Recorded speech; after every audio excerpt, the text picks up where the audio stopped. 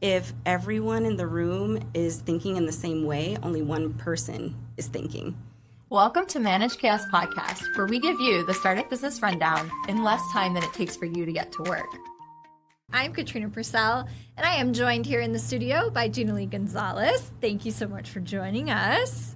She is the founder and the CEO of Equivida, a people-first HR strategy firm that helps high-growth teams use technology to amplify human potential rather than replace it. Drawing on more than a decade leading talent strategy and scaling people programs at Meta and Accenture, she designs workplaces where empathy and technology work hand in hand. Thank you so much for being here, Ginaly. We're so excited. Thank you for having me. Happy to be here. All right, so one of the most important things that you have in your startup is your people. Yes. I know that we don't always think about it that way, right? We think it's the technology or the idea, but really it's the people who are helping you execute it, whether that's just you and a co-founder, you and a small team, you and a bunch of contractors because you can't afford to hire anybody full-time, right? So whatever that team looks like, those people are the most important piece you have to actually executing on your vision. We're going to talk a little bit about design thinking today. What I love about this is that most of our startup listeners are probably saying to themselves, well, of course, I use design thinking in my engineering process. Of course, my product team uses design thinking. How in the world does that apply to people? So let's start there. How does it apply to people? It's such a great question and such a great process. Really, design thinking, when you're thinking about it from the perspective of building for people, you actually need to sort of flip it around and think about your people as your users of said product, right? Yep. So when you're thinking about design thinking for building products, just replace that with your people systems as your products. So onboarding is your product, hiring is your product, the performance process is your product, and your people are your user group. Ooh, okay. Yeah. I love that. Your promotion process is your product, right? I mean, I think that's something that we don't always talk about either, right? While you were thinking about revolutionizing workplace dynamics, to be honest, right? Because I think a lot of people never consider putting people first in a lot of these situations.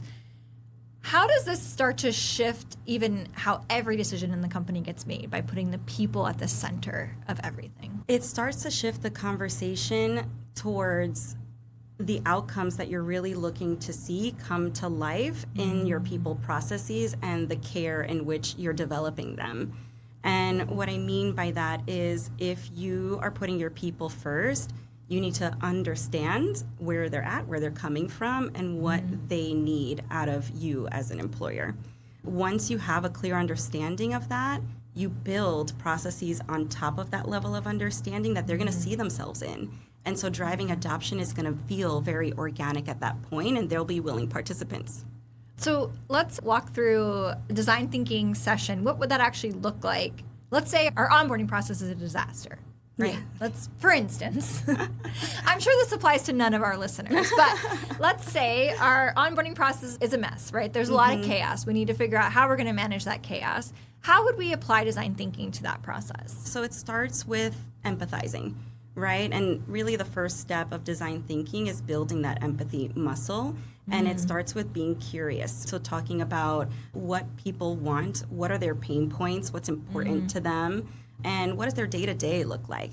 And then getting that level of understanding moves you into defining what the process really needs to look like to solve for not only what outcomes you're looking to drive, but also the people within the system that are going to drive those outcomes on top of that process or even within, sometimes even from the back way alley, right? And so you want to make sure you're bringing those people in to the process and driving the right outcomes. Okay. And it starts with that empathy piece, the definition piece. Then you move into ideation. We understand the problem, the pain points, the priorities. We've defined what the process should look like.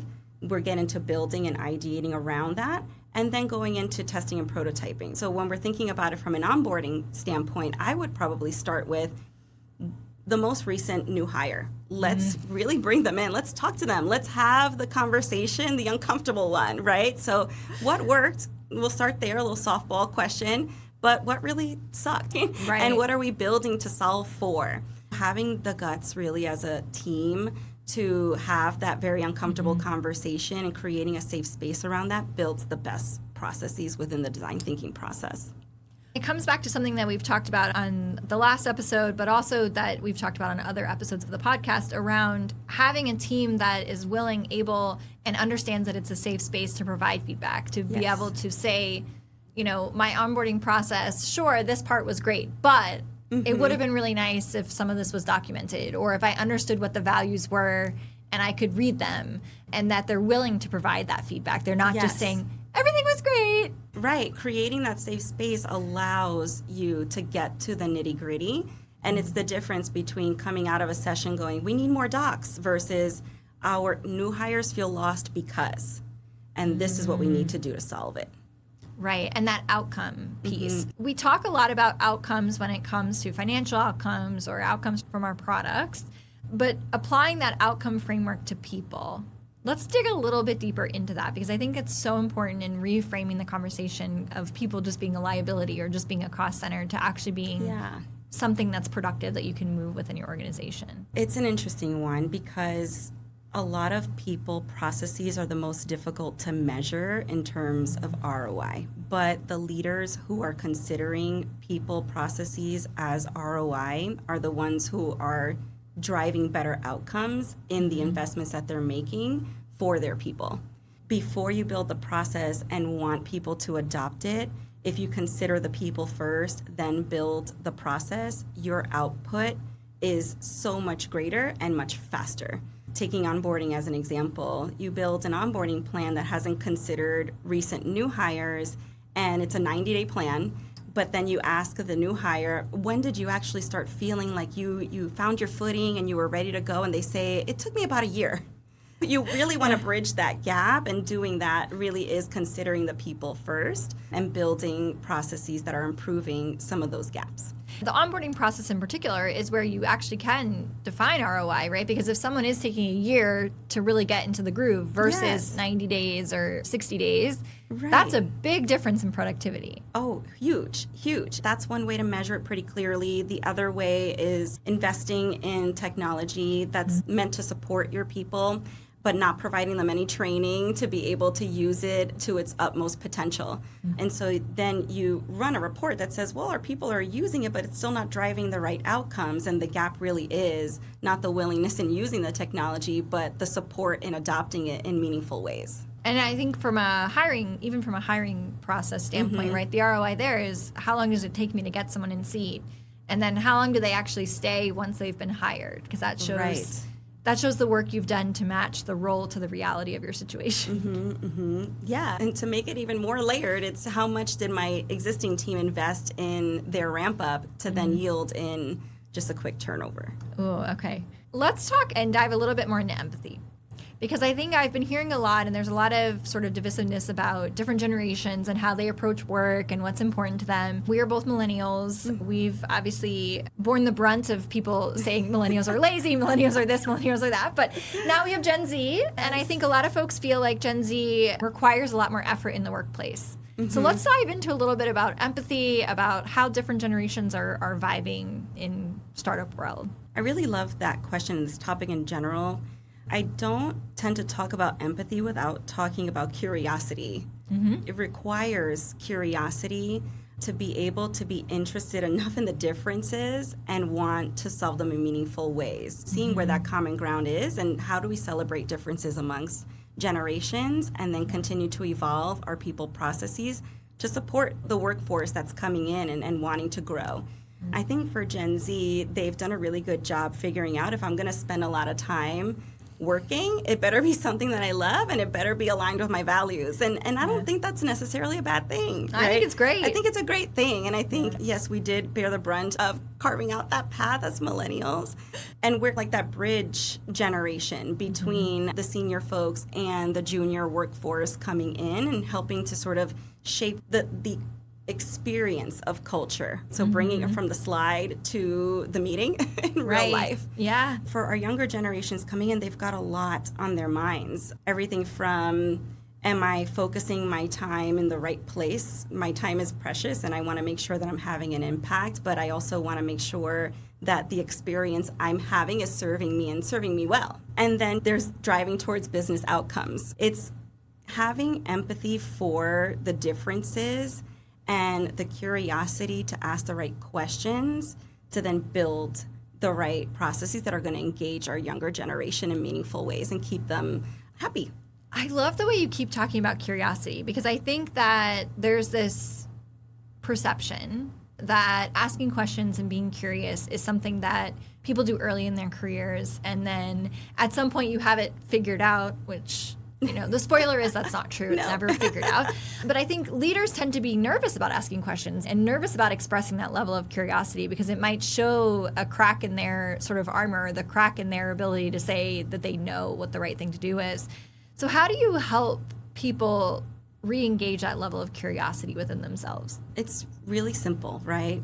For leaders who are building a team so that they can drive their outcomes, if they're building a team that looks different from them, then they should almost expect different viewpoints and welcome them and embrace them. The quote that I usually anchor to, I heard from a leader in the past that really sat with me and gave me the courage to speak up at all levels of my career from a point of curiosity, is if everyone in the room is thinking in the same way, only one person is thinking.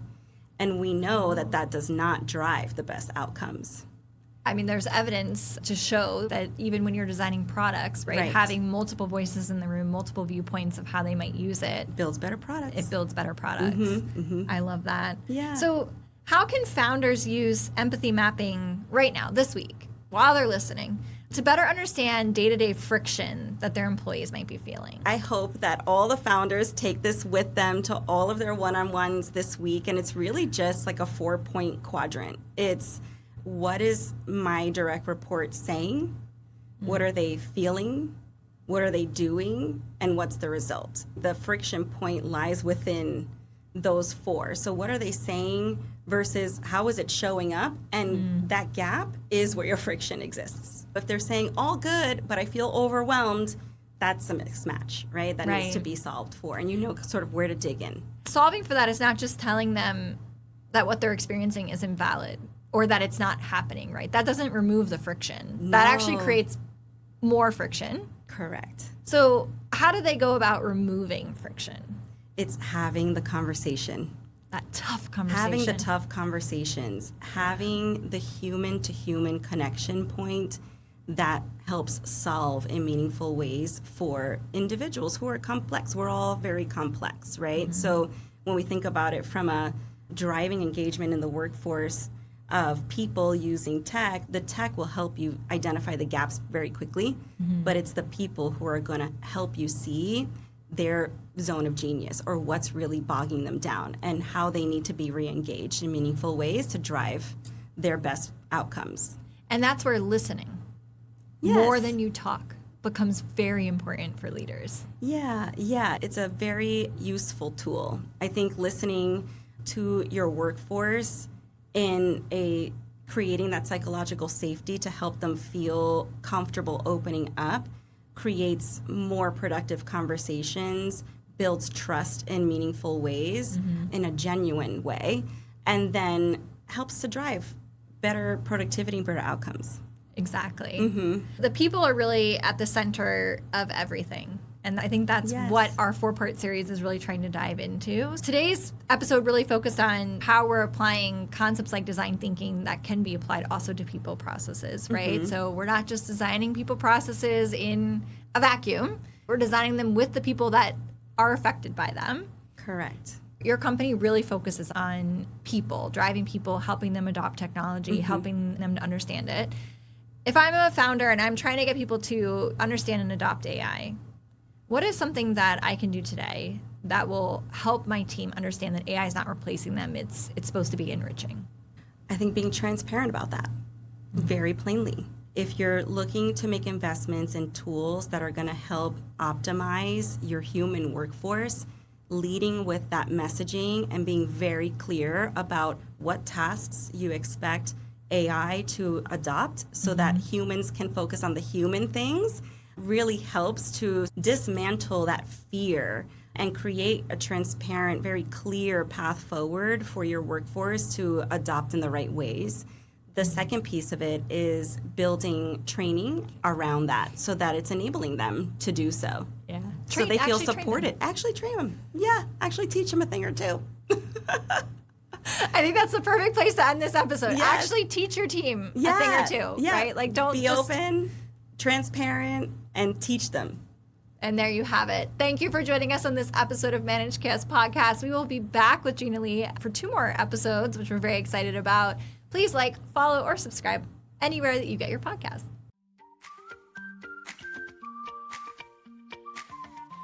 Outsourcing your US tech talent shouldn't be hard. With Pobble.io, we deliver high-quality teams on demand and provide huge cost savings to your business.